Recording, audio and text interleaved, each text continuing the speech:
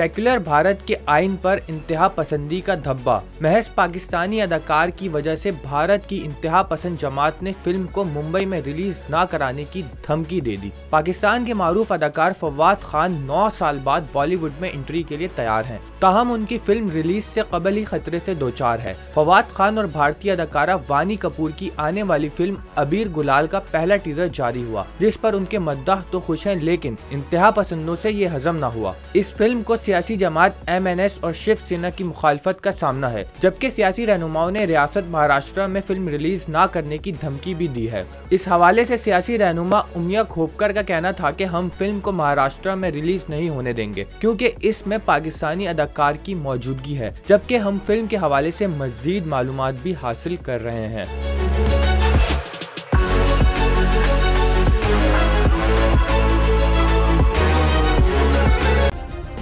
Subscribe करें और bell दबाएं ताकि कोई खबर रह न जाए।